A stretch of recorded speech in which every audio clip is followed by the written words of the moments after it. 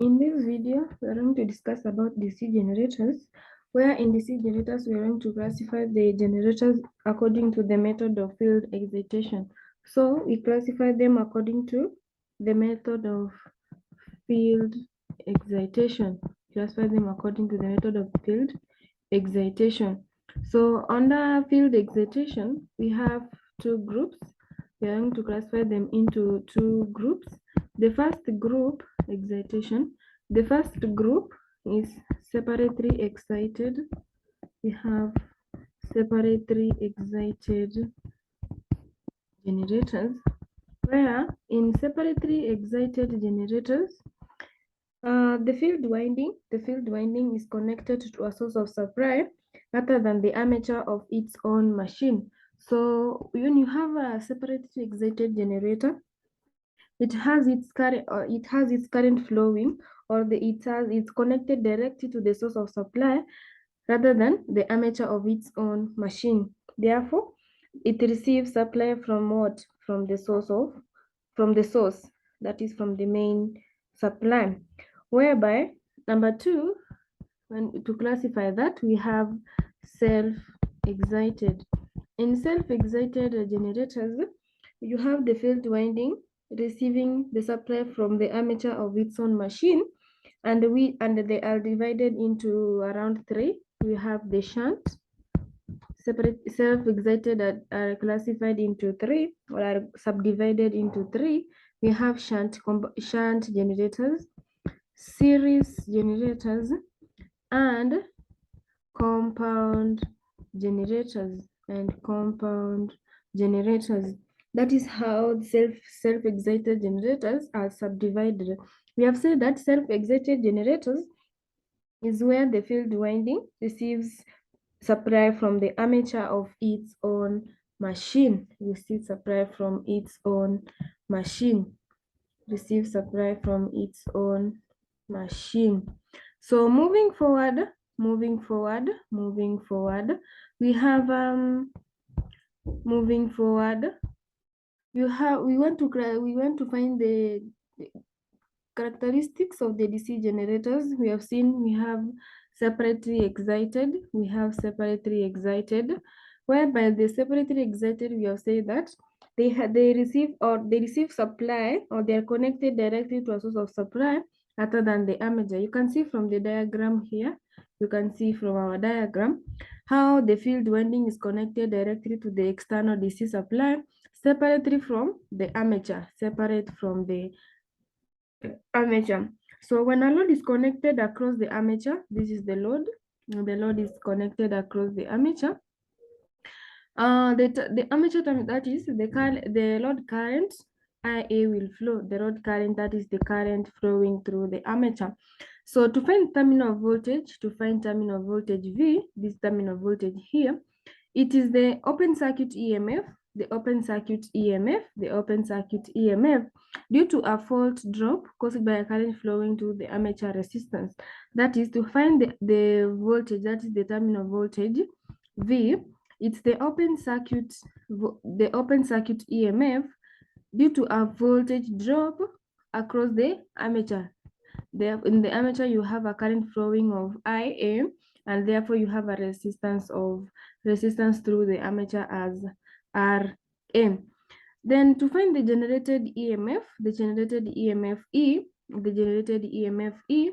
so from our formula here, you cross there, you have E is equals to the V, the terminal voltage, then you add the current through the armature, and you multiply the current and the resistance in the armature to find the generated EMF, Moving forward, you have the characteristics of the separately excited generators, and the separately excited generators they have two main characteristics, that is the open circuit characteristics, whereby in the open circuit characteristic, you have the generated voltage, that is the generated voltage E, and against the field current, the generated voltage against the field current. So you have a generated voltage across across the characteristics there. You have the generated voltage and against the field current. And also number two, another main characteristic here, we have the terminal voltage. The terminal voltage against the load current. The terminal voltage against across the load current. Then the typical separately excited generator, we have seen that it has the open circuit and the load circuit, and open circuit characteristics and the load characteristics and the load character. You can see from the graph, part A, the open circuit characteristics, and the number B, the load characteristics, where we have the load current IA, and the terminal voltage V, whereby in an open circuit characteristic, we have a generated voltage and a field current. We have a field current of IF. A field current is sometimes written as IF, whereby the armature current is written as IA and IF, representing armature current and the field current respectively. So the separately excited generators are applied in special cases only.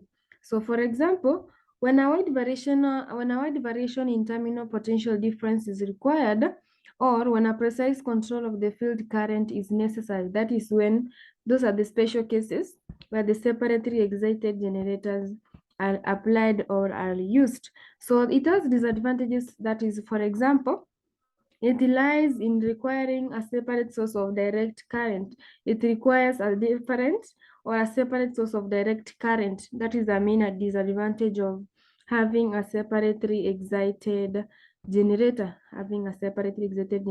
Moving on, we have number two, we had self-excited. We had self-excited generators, whereby they were subdivided into three. You had the shunt, the series, and the compound generators. That is how we classify self-excited generators. So we start with the shunt. Wound. In the shunt wound, the field winding is connected in parallel with the armature. The field winding are connected in parallel. They are connected and in parallel. So the field winding has a relatively high resistance. It has a relatively high resistance to limit the current carried to only a fraction of the armature current. So the field winding has a high resistance. The field winding has a high resistance of RF compared to the side of the armature. So to find the terminal voltage V, we say that V is equals to the open circuit voltage, then and the voltage drop across the armature, that is the current multiplied by the resistance in the armature.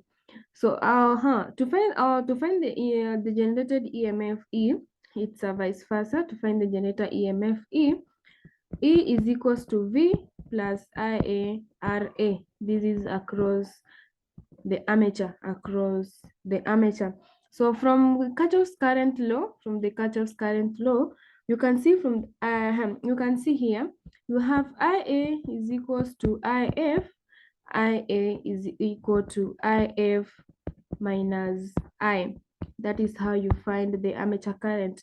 This armature current here, it is subdivided into two. We have I, and we have the field winding current. Then we have the field winding current, or the field current IF. That is how you find the armature current IA, the armature current IM. And the field current IF is given by the voltage V divided by the field resistance divided by the field resistance. From our Ohm's law, this is gotten from Ohm's law, where I is equals to the voltage over resistance, But in this case, we have our I.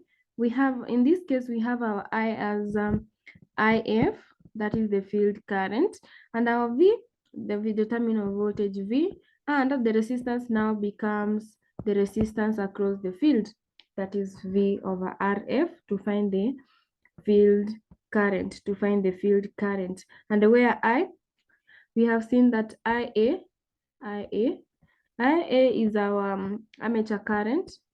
IA is our armature current. It's gotten by the field current minus the load current minus the load current. That is how you find the armature in the current in the armature. So the characteristics of the shunt wound generator. So at constant speed, the generated EMF is proportional to flux, and flux is proportional to the current field, the field current, and then the magnetic saturation of the electric ion circuit of the generator occurs. Therefore, the open circuit characteristics in this case. So for a constant field current and a speed, the armature current increases with the increase. The armature current increases with increase in load current, which increases the armature voltage drop. So the generated voltage E is larger than the terminal voltage, and the voltage equation becomes that one. The voltage becomes VE minus IA RA. That is the at the armature. So the load characteristics are shown below. These are the load characteristics, and these are the open circuit characteristics. So the shunt wound generators are applied in battery charging and motor car generators. They are mostly applied in battery charging and motor car generators. That is where they are applied mostly. So moving on to our next subdivision of the self-excited generators, we have the series wound generators, whereby in the series wound generators, the field winding is connected in series with the armature, as compared to the shunt wound generators, where the field winding is connected in parallel with the armature. So you have this is the diagram. The field winding connected in series with the armature. The characteristics here we can see from our graph. We have the load characteristics where the terminal voltage is against the load current. The generated EMF is proportional to flux. And speed is proportional to flux and speed at a constant speed. At a constant speed, we have that. That is omega. Omega stands for a constant speed. Therefore, the generated EMF E is proportional to flux. When you have a constant, it means a constant, that is. So you have a generated EMF proportional to flux. So for values of current below magnetic saturation of the yoke, the poles and air gaps of the armature, the flux is proportional to current. When you have values of current below magnetic saturation, you have the generated EMF being proportional to the load current, And for values above magnetic saturation, the generated EMF is approximately constant. And therefore, the series wound generators are applied in as a booster in DC transmission lines. They are mostly applied or rarely used in as boosters on direct current transmission lines. Moving on to our next subdivision of self-excited generators, we have compound wound generators. The compound wound generators, they have two methods. Are used, both having a mixture of shunt and series. We have shunt and series. They have a mixture of shunt and series. So for the first figure A, this is long shunt. Figure A is long shunt, and figure B is short shunt. Figure A is long shunt and figure B is short shunt. So for a short shunt compound generator, that is part B, it's the most generally used form. Whereby you have the series winding. You have the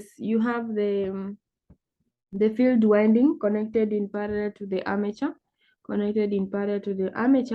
and in series with what? The series windings.